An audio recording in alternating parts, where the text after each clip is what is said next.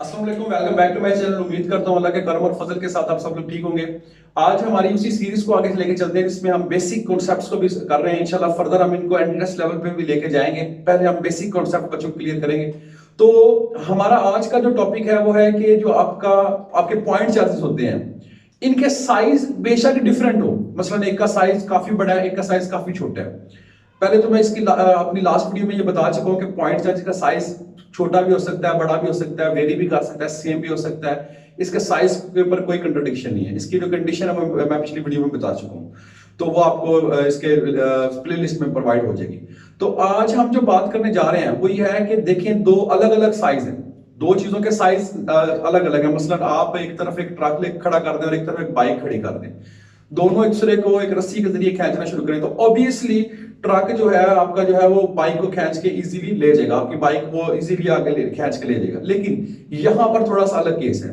यहां पर बिलफर्ज एक मेरे पास बड़ा चार्ज है, एक छोटा चार्ज है। इनके ऊपर जो लगने वाली फोर्सेस हैं, ये वाला चार्ज इस पर फोर्स लगा रहा है और ये वाला चार्ज इस पर फोर्स लगा रहा है, वो दोनों फोर्सेस बिल्कुल इक्वल है। अब मैथमेटिकली तो आपकी बुक में मौजूद है, आपने इसको प्रूव भी किया हुआ है कुछ इस तरह करके। मैथमेटिकली आप एंड पर इसको प्रूव करते हैं। हम मैथमेटिकली की तरफ चलो थोड़ा सा आपको गाइड कर देंगे, लेकिन ज्यादा मेन हमारा जो कॉन्सेप्ट है हम इसको लेके चलेंगे कि थ्योरेटिकली ऐसा कैसे पॉसिबल है कि ये दो चीजें इक्वल है जबकि इनके साइज इक्वल नहीं है, तो फोर्सेस इक्वल है जबकि इनके साइज इक्वल नहीं है। तो ये मैथमेटिकली तो आपको डेरिवेशन मिल जाएगी, इसका कोई मसला नहीं है। मेन चीज है कॉन्सेप्ट, यहां पर हम क्या यूज कर रहे हैं। देखिए, इन दो चार्जेस को जब आप इतना दूर लेके चले जाएं कि इन दोनों की एक दूसरे पर फोर्स तो लग रही हो लेकिन ये मूव ना कर रहे हो, ऐसी कंडीशन पता क्या क्रिएट हो चुकी है। जैसे देखें, अक्सर औकात आप देखते हैं कि आप के दो दोस्तों में ना लड़ाई हो जाती है, तो वो क्या करते हैं, वो ना थोड़े से फासले पे खड़े होते हैं और एक दूसरे को ना मतलब गाली गलौज या ऊंची आवाज में बात कर रहे होते हैं, और वो एक दूसरे को ऊपर हाथ नहीं चला रहे, आपने उनको पकड़ा होता है कि वो हाथ दूसरे पे ना चले, दूसरे को मारे मत, ठीक है। तो ऐसी कंडीशन में ना अब एक बेशक ताकतवर है ना, एक बेशक कमजोर है। जो कमजोर वाला ना उसने भी प्रॉपर जितनी उसने गालियां निकालनी उतनी उसने भी गालियां निकालनी, जितना उसने गुस्सा करना है उसने भी उतना ही गुस्सा करना है। हो सकता है वो थोड़ा ज्यादा कर दे, लेकिन दोनों अगर एक आवाज ऊंची करेगा दूसरा भी आवाज ऊंची करेगा।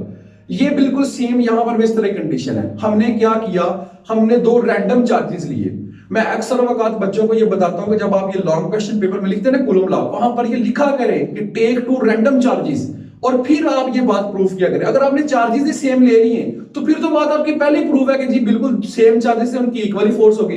तो आप ये चीज पेपर में पॉइंट ऑफ व्यू से आपने याद रखना है। ये एमसीक्यूज के पॉइंट ऑफ व्यू से काफी इंपॉर्टेंट है, बल्कि एंटी टेस्ट में भी इससे चीजें आती हैं। वो इंशाल्लाह मैं डिटेल आगे जाऊंगा एंटी टेस्ट के लिहाज से नेक्स्ट वीडियो या किसी और वीडियो में।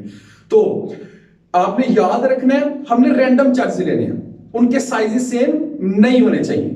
तब आप वहां पर कूलम लॉ को स्टडी करेंगे, तब आप इसकी म्यूचुअल फोर्स वाली ये जो प्रॉपर्टी है कि उनकी बाहमी फोर्स होती है, बेशक एक ज्यादा हो एक कम, उनकी फोर्सेस इक्वल होती हैं। तो उसमें यही एक कॉन्सेप्ट है कि आपने दो चार्जेस को इतना दूर कर दिया है कि उनकी अब फोर्स ऑफ अट्रैक्शन या फोर्स ऑफ रिपल्शन एक दूसरे पर लग रही है, लेकिन वो एक दूसरे को मूव नहीं करवा सकते। मिसाल के तौर पर ये चार्ज बड़ा है, इसकी Q1 है, ये Q2 है। अब ये दोनों एक दूसरे पर फोर्स लगा रहे हैं, लेकिन होना तो क्या चाहिए था, ये इसका साइज बड़ा है, ये या तो इसको अपनी तरफ अट्रैक्ट कर लेता या इसको रिपेल कर लेता, लेकिन इस तरह का कोई केस नहीं हो रहा। तो इससे क्या जाहिर हो रहा है, हमें कॉन्सेप्ट क्या मिल रहा है, हमें फिजिकली जो चीज समझ आ रही है फिजिक्स के लिहाज से, वो ये आ रही है कि ये भी फोर्स उतनी लगा रहा है और ये भी उस पर उतनी ही फोर्स लगा रहा है। जबकि प्रैक्टिकली ऐसा आपको पता है कि ऐसी चीजें नहीं होती, और सिर्फ ये तब हो पाएंगे जब आप इनके दरमियान इक्विलिब्रियम क्रिएट करेंगे। और कब कैसे क्रिएट होगा, जब इनके साइजेस से ज्यादा इनके दरमियान डिस्टेंस क्रिएट कर दिया जाए। तो हमें इस बात की समझ आती है कि मैथमेटिकली तो हमारे पास बुक में है ये चीज, हम इस चीज को प्रूव करते हैं, लेकिन थ्योरेटिकली आपने याद रखना है, कॉन्सेप्ट ही याद रखना है, आपको पता होना चाहिए कि इनके दरमियान जो डिस्टेंस इंक्रीज किया गया ना, उसकी वजह से ये अब एक दूसरे पे फोर्स को अप्लाई कर रहे हैं फील्ड ऑफ लाइंस की मदद से। इंशाल्लाह वो नेक्स्ट वीडियो में फील्ड ऑफ लाइंस के बारे में बताऊंगा कि जो फील्ड ऑफ लाइंस आपकी होती हैं वो पॉजिटिव से ओरिजिनेट होती है, नेगेटिव पे खत्म होती है। तो क्या इसका ये मतलब तो नहीं है कि नेगेटिव का कोई अपना फील्ड ही नहीं होता। अब अगर हम इसको लेकर चले तो इस पे हमारा ये था कि नेगेटिव का अपना फील्ड नहीं होता। तो इसको भी इंशाल्लाह मैं नेक्स्ट वीडियो में जाकर डिटेल में बताऊंगा। इस तरह के काफी सारे छोटे छोटे पॉइंट्स हैं जो हम इंशाल्लाह डिस्कस करेंगे।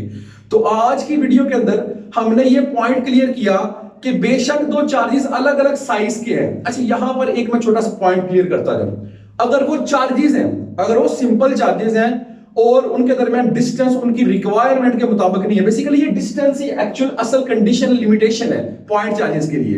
ये डिस्टेंस ही पॉइंट, मैं अक्सर बच्चों को ये बताता हूं कि पॉइंट चार्ज अकेला नहीं हो सकता, हमेशा जो है पेयर में होते हैं या पेयर से ज्यादा भी हो सकते हैं। तो बच्चे कहते सर ये अक्सर बुक में पॉइंट चार्ज निकल, असल में वो पॉइंट चार्ज क्या कह रहे हैं, जब आपका दूसरा चार्ज बहुत छोटा हो। इस पे हम डिटेल आगे जाएंगे, हम जब टेस्ट चार्ज को स्टडी करेंगे तो वहां जाके हम डिटेल में इस बात को समझेंगे कि अगर एक बहुत छोटा हो जाए तब आप उस अकेले को सोर्स चार्ज या पॉइंट चार्ज कह सकते हैं। लेकिन एक्चुअली वो सोर्स चार्ज या पॉइंट चार्ज कब बना, जब वो चार्ज उससे मूव होते होते, वो जो टेस्ट चार्ज आ रहा है उसने मूव होते होते एक खास पॉइंट पर जाके रुक जाना है, और रुकने के बाद उस पर फोर्स तो लग रही होनी है लेकिन वो आगे डिस्प्लेस नहीं हो रहा होना। तो इस वजह से जब वो एक दूसरे को मूव नहीं करवा पा रहे होते, चाहे एक बड़ा है एक छोटा, जब दोनों ही एक दूसरे को मूव नहीं करवा पा रहे, तो इसका मतलब क्या है कि दोनों एक दूसरे के ऊपर इक्वल फोर्स लगा रहे हैं। कॉन्सेप्ट ये बनता है कि जब इक्वल फोर्सेस लगेंगे ऑपोजिट डायरेक्शन में तभी फोर्सेस कैंसिल होंगी।